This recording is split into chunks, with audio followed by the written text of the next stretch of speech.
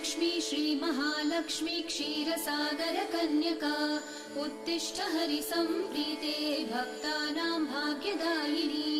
श्रीलक्ष्मी श्रीमहालक्ष्मी क्षीरसागरकन्यका उत्तिष्ठ हरिसम्प्रीते भक्तानां भाग्यदायिनी।